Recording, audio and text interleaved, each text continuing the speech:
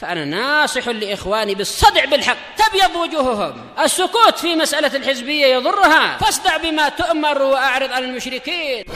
سلامي على دماج ورجالها والشيخ يحيى ودار العلم يا سعد بانيها.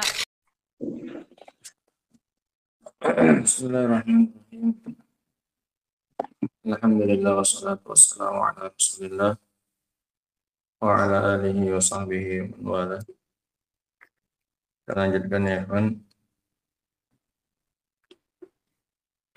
Ujian kita dari tafsir. Kita masih pada surat Al-Maidah.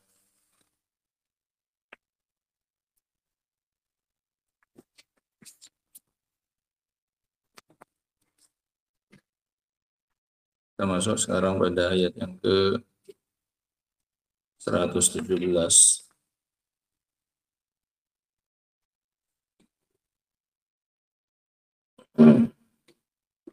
Di mana Allah Subhanahu wa taala mengatakan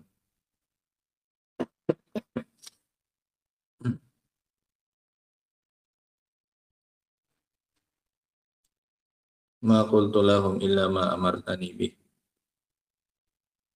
Dan saya tidaklah mengatakan kepada mereka kecuali apa yang Engkau perintahkan kepada saya.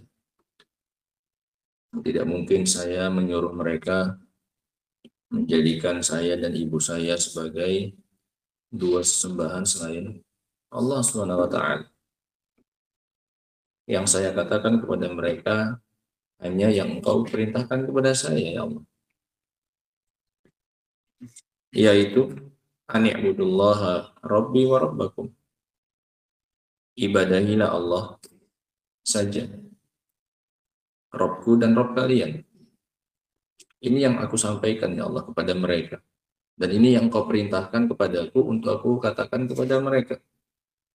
Agar mereka mentauhidkan-Mu.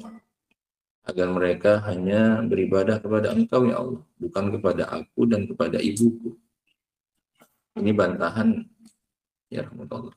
Bantahan dari Nabi Isa alaihissalam kepada kaumnya yang beribadah kepada dia dan ibunya. Wa kuntu alaihim syahidan ma dumtu fihim. Dan saya menjadi saksi atas mereka.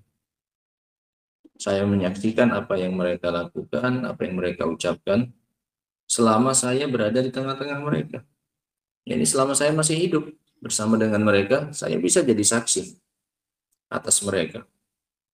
Falamma tawaffaitani, ketika Engkau wafatkan aku, Engkau angkat aku kepadamu, kunta antar raqib alaihi, maka Engkau adalah yang mengawasi mereka. Aku tidak tahu lagi apa yang terjadi di tengah-tengah mereka. Aku tidak punya ilmunya, aku tidak tahu lagi. Yang mengawasi mereka Engkau ya Allah setelah Engkau angkat aku kepadamu. Wa anta ala kulli syai'in syahid. Dan Engkau maha menyaksikan atas segala sesuatu. Qala Syekh Abdul Rahman As-Sa'di rahimahullah, "Tsumma sarraha bi dzikri ma amara bihi Bani Israil." Kemudian beliau Nabi Isa terang-terangan menyebutkan apa yang dia perintahkan kepada Bani Israil. Setelah sebelumnya dia ditanya oleh Allah Subhanahu wa taala, apakah ada Engkau perintahkan Bani Israil untuk menjadikan engkau dan ibumu sebagai sesembahan selain aku? Sampai akhir kisah. Baru kemudian dia sampaikan apa yang dia sampaikan kepada Bani Israil, yang dia perintahkan. Faqala, kata beliau, ma qultu lahum illa ma amartani bih. Saya tidaklah mengatakan kepada mereka kecuali apa yang engkau perintahkan kepada saya. Fa ana abdun, saya ini hanya seorang hamba. Muttabi'un li amrik, yang senantiasa mengikuti perintahmu ya Allah. Hamba kewajibannya mengikuti apa yang diperintahkan kepadanya. La mutajarri'un ala azamatika, bukan hamba yang lancang atas keagungan. Saya tidak pantas untuk lancang kepada Tuhan saya. Saya hanya hamba. Yang saya sampaikan kepada mereka adalah ani'budullaha rabbi wa rabbakum. Ini dakwahnya para nabi dan rasul. Tentang tauhid. Dakwah mereka yang terbesar adalah tentang tauhid ya. Maka begitu pula sepantasnya para atba'ur rusul, para pengikutnya para rasul, sepantasnya untuk dakwah mereka yang paling besar adalah dakwah tauhid. Padahal kan banyak tidak yang disampaikan oleh Nabi Isa kepada kaumnya. Banyak ya. Kan nggak mungkin cuma ini saja. Tapi ketika dia menyampaikan laporan kepada Allah Subhanahu wa taala tentang apa yang dia dakwahkan kepada kaumnya, apa yang dia sampaikan, intinya semuanya tergabung pada tauhid ini. Ani'budullaha rabbi wa rabbakum. Perintah untuk bertauhid hanya kepada Allah Subhanahu wa taala. Aima amartuhum illa bi ibadatillahi wahdah. Saya tidak perintahkan mereka kecuali untuk mengibadahi Allah semata. Ini yang saya sampaikan kepada Bani Israel, ya Allah. Wa ikhlasid din lahu. Dan mengikhlaskan agama hanya untuk Allah. Al-mutadammin linnahi anittikhadhi wa ummi ilahaini min dunillah. Yang mana dalam ucapan beliau ini mengandung larangan dari menjadikan saya dan ibu saya sebagai dua sesembahan selain Allah. Ini kan secara tidak langsung, tapi dengan bahasa yang sopan, dengan bahasa yang penuh dengan adab. Nabi Isa tidak semata-mata langsung menafikan apa yang ditanyakan oleh Allah Subhanahu wa taala. Apa ada engkau bilang kepada Bani Israel, jadikan aku sesembahan selain Allah? Tidak ya Allah, nggak ada saya bilang seperti itu. Nggak seperti itu. Nabi Isa beradab kepada Allah Subhanahu wa taala. Dia mengatakan, yang saya katakan kepada mereka, ya Allah, sembahlah Allah, Robku dan Rob kalian. Ini kan mengandung makna jangan jadikan saya dan ibu saya sebagai sesembahan. Iya kan? Maknanya kan itu. Tapi secara tersirat, bahasa halusnya Nabi Musa, Nabi Isa. Jangan jadikan saya dan ibu saya dua sesembahan selain Allah. Tapi dengan bahasa ani'budullaha rabbi wa rabbakum. Dengan bahasa sembahlah Allah, Robku dan Rob kalian. Ya kan? Nah.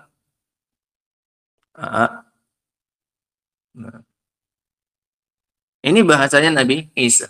Penuh adab kepada Allah Subhanahu wa taala. Tidak langsung dia bantah apa yang dikatakan oleh Allah Subhanahu wa taala, tapi dengan bahasa tersirat. Yang saya perintahkan kepada mereka, beribadahlah kalian kepada Allah semata. Maknanya apa? Saya tidak pernah menyuruh mereka jadikan saya dan ibu saya sesembahan selain Allah, tapi nggak terucap itu. Nah, wa bayan anni abdun marbub, dan penjelasan bahwasanya saya ini hanyalah hamba yang diatur. Fakama annahu rabbukum wa rabbi. Sebagaimana dia adalah Rob kalian, dia juga Rob aku. Sama. Dalam hal ini aku dan kalian sama-sama marbub. Sama-sama abdul. Aku dan kalian dalam hal ini di hadapan Allah Subhanahu wa taala statusnya sama. Kita sama-sama apa? Hamba. Nah, makanya disamakan oleh beliau antara beliau dengan kaumnya. Ani'budullaha rabbi wa rabbakum. Robku dan juga Rob kalian. Kita sama kedudukannya. Dia Rob kita. Nah. Wa kuntu alaihim syahidan ma dumtu fihim, dan saya menjadi saksi atas mereka selama saya berada di tengah mereka. Asyhadu ala man qama bihadzal amr mimman lam yakum bih. Saya menjadi saksi atas siapa saja yang menjalankan perintah tersebut dari siapa yang tidak menjalankan perintah tersebut. Perintah apa ini, Lutfi? Perintah untuk bertauhid. Perintah untuk mentauhidkan Allah Subhanahu wa taala. Saya jadi saksi, ya Allah. Siapa dari mereka yang menjalankan perintah ini dan siapa yang tidak menjalankan perintah ini. Ini maknanya. Setelah saya perintahkan kepada mereka untuk beribadah kepada Allah semata, selama saya masih di tengah mereka, saya mempersaksikan bahwasanya ada mereka siapa saja yang melaksanakan perintah ini dan siapa yang membangkang dari perintah ini. Falamma tawafaitani, tapi setelah engkau wafatkan saya, engkau angkat saya kepadamu, kunta anta raqib alaihim. Engkau adalah zat yang mengawasi mereka. Saya tidak tahu lagi apa yang terjadi setelah saya, ya Allah. Ai al-muttali' ala sarairihim wa dhamairihim, yaitu zat yang mengetahui rahasia dan isi hati mereka. Wa anta ala kulli syai'in syahid, dan engkau maha menyaksikan segala sesuatu, ilman wa sam'an wa basara. Baik secara keilmuan, baik secara pendengaran, baik secara penglihatan. Engkau tahu semuanya ya Allah. Fa ilmuka qad ahata bil ma'lumat. Maka ilmumu telah meliputi segala perkara, segala maklumat. Wa sam'uka bil masmu'at. Pendengaranmu juga mencakup segala yang didengar, segala suara yang didengar. Wa basaruka bil mubsarat. Dan pandanganmu meliputi segala yang dipandang. Ini nggak ada batasan untuk pandangan, penglihatan, dan ilmunya Allah Subhanahu wa taala. Semuanya diilmui oleh Allah, semuanya didengar oleh Allah, dan semuanya dilihat oleh Allah. Itu maknanya. Fa antal ladzi tujazi ibadaka bima ta'lamuhu fihim min khairin wa syarrin. Dan engkau adalah zat yang membalas hamba-hambamu dengan apa yang telah engkau ketahui dari mereka berupa kebaikan dan kejelekan. Sehingga wa anta ala kulli syai'in syahid, engkau menyaksikan apapun yang terjadi untuk kemudian engkau memberikan balasan kepada siapa? Hambamu setelah engkau persaksikan itu. In tu'adzibhum, kemudian ayat yang berikutnya. Kata Allah Subhanahu wa taala di ayat yang ke-118.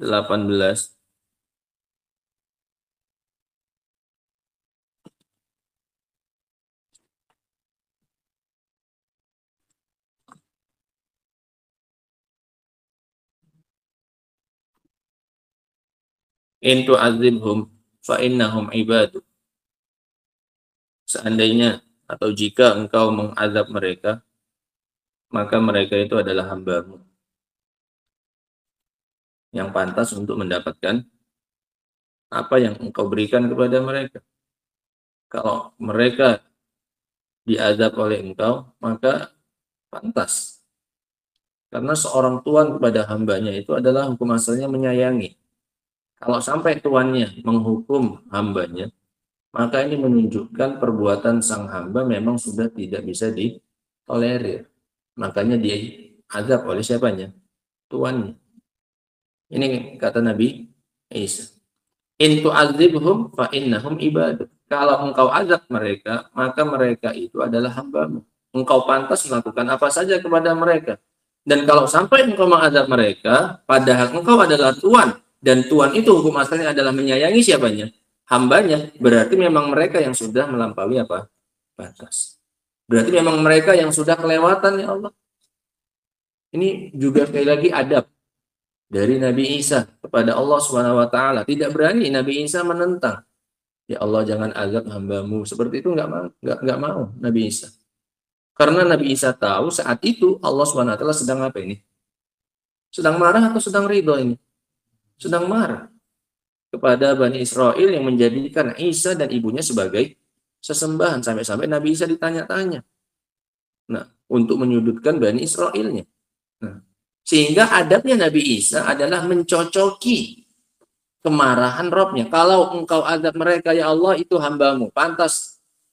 Memang mereka sudah kelewatan batas. Kalau sampai ada seorang hamba yang disiksa oleh tuannya, berarti memang hamba itu yang sudah kelewatan. Karena hukum asalnya tuan itu menyayangi hambanya. Ini maknanya. Nabi Isa berusaha untuk mencocoki sikap Allah Subhanahu wa taala yang saat itu sedang marah besar kepada orang-orang yang menjadikan manusia sebagai sesembahan selain Allah Subhanahu wa taala. Wa in taghfir lahum, kalau engkau ampuni mereka, tidak engkau azab, fa innaka antal azizul hakim. Ini juga dalam rangka adab. Enggak dibilang kalau engkau mengampuni mereka ya Allah, engkau maha pengampun, lagi maha penyayang. Enggak. Kan enggak cocok nanti dengan sifat marahnya siapa? Allah Subhanahu wa taala.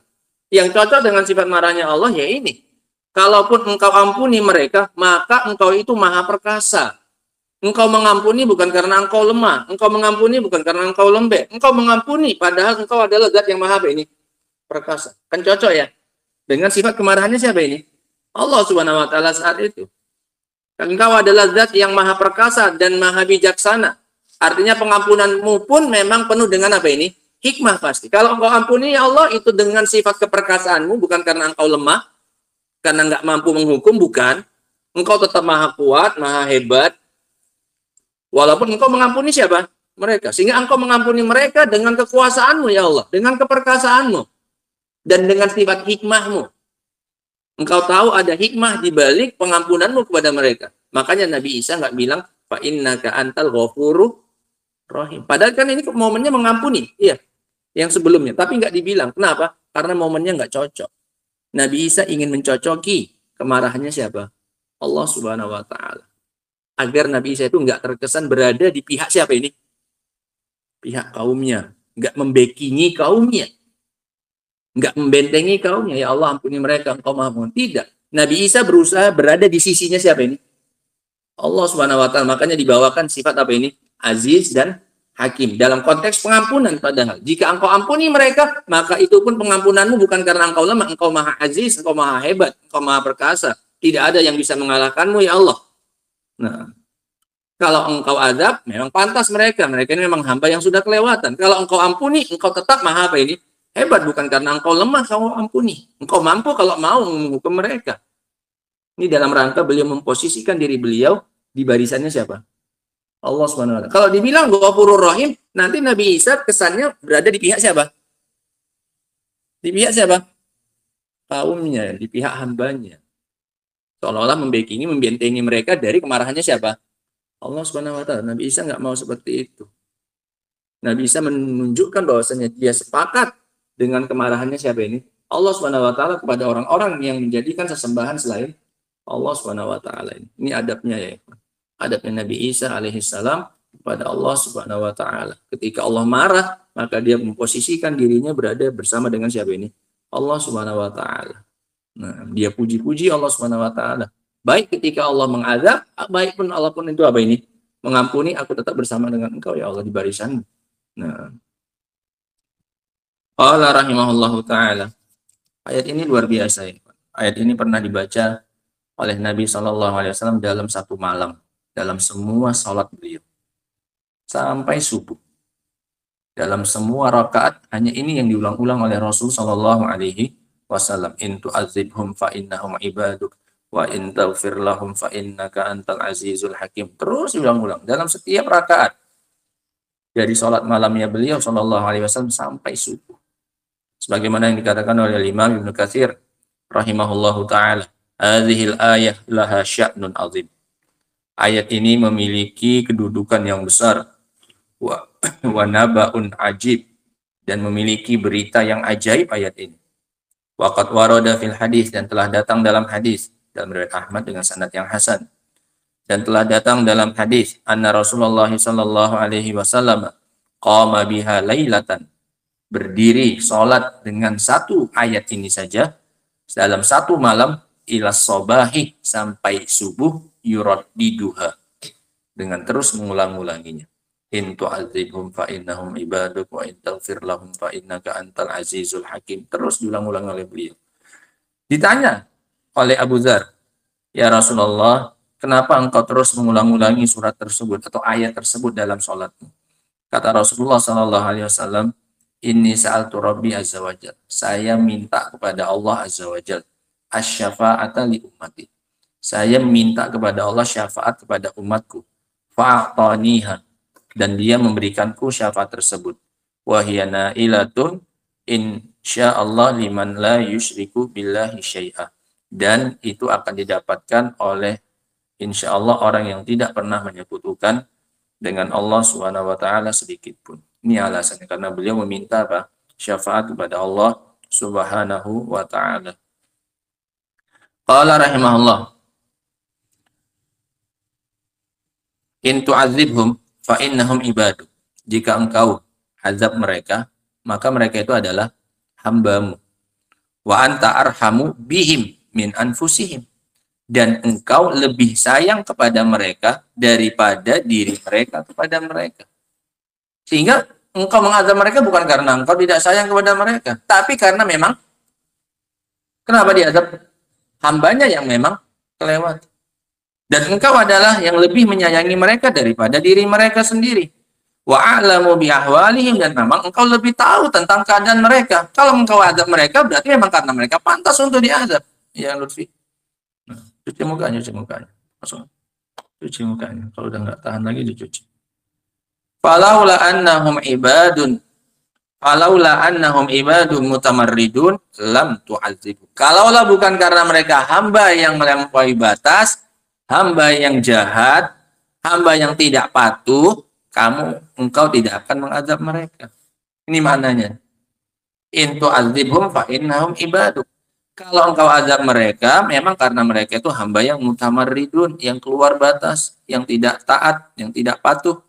Wa in taghfir lahum, kalau engkau ampuni mereka, fa innaka antal azizul hakim, ay fa maghfiratuka sadiratun an tamami izzatin wa qudrah. Pengampunanmu itu muncul dari kesempurnaan, keperkasaan dan kemampuan. Engkau mengampuni bukan karena engkau tidak mampu. Engkau tetap maha mampu ya Allah. Ini luar biasanya adabnya beliau kepada Allah Subhanahu wa taala.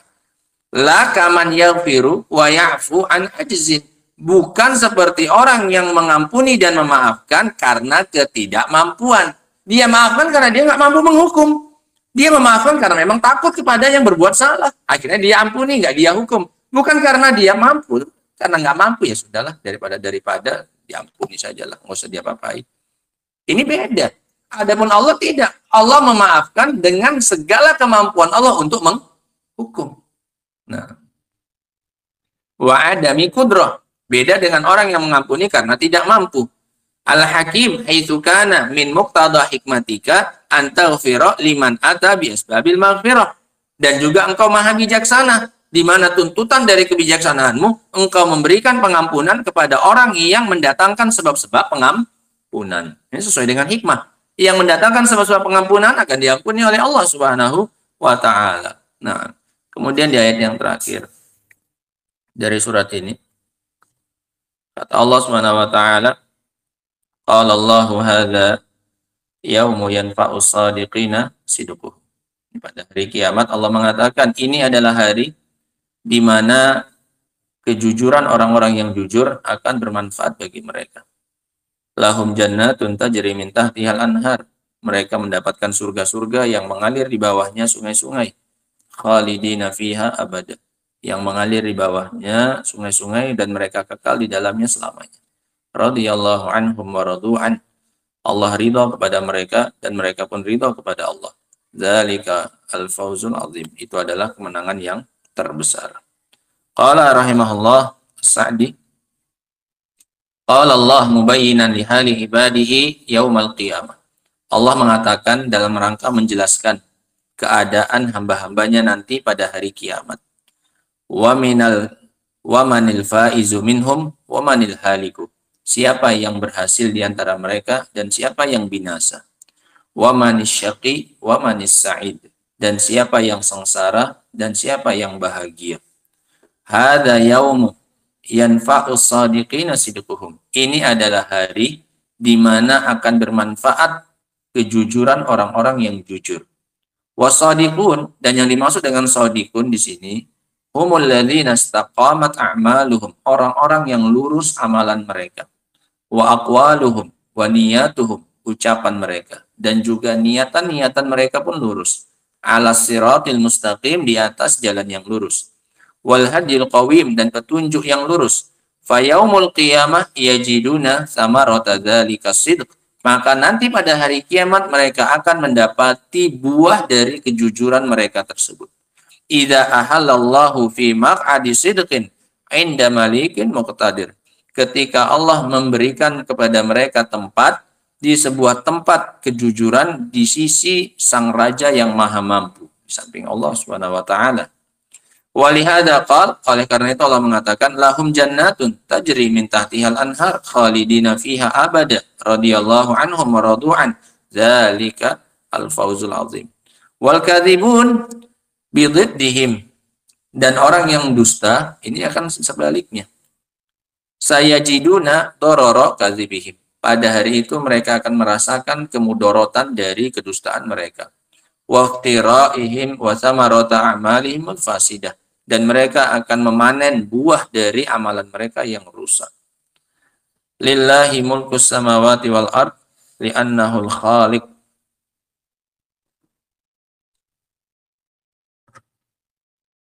Karena dia adalah Karena dia adalah zat yang maha memiliki, yang dia adalah Allah yang menguasai langit-langit dan bumi, karena dia adalah yang menciptakannya. Al-mudabbir lidzalika, yang mengatur keduanya. Bihukmihi al-qadari wa hukmihi syar'i. Allah atur dengan hukum Allah yang bersifat takdir dan hukum Allah yang bersifat syar'i. Wa hukmuhul jazai, dan hukum Allah yang berupa pembalasan. Itu semuanya hukum Allah Subhanahu wa taala. Hukum qadari ini berupa takdirnya Allah. Yang Allah sukai, yang Allah tidak sukai terjadi, bisa. Dan ada namanya hukum apa? Syar'i. Hukum syar'i, aturan-aturan. Ini hanya yang dicintai oleh Allah Subhanahu wa taala. Dan ada hukum jazai, hukum pembalasan. Ini di akhirat.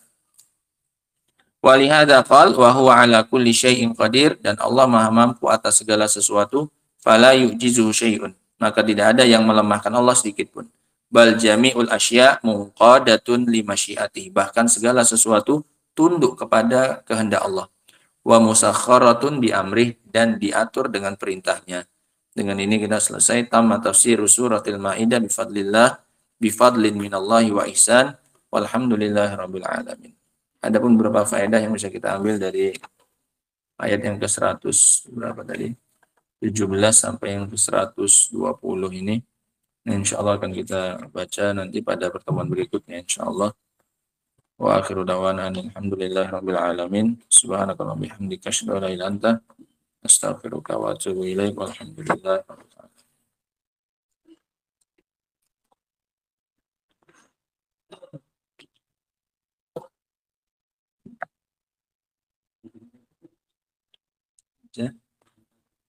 Hukum syar'i, aturan-aturan Allah.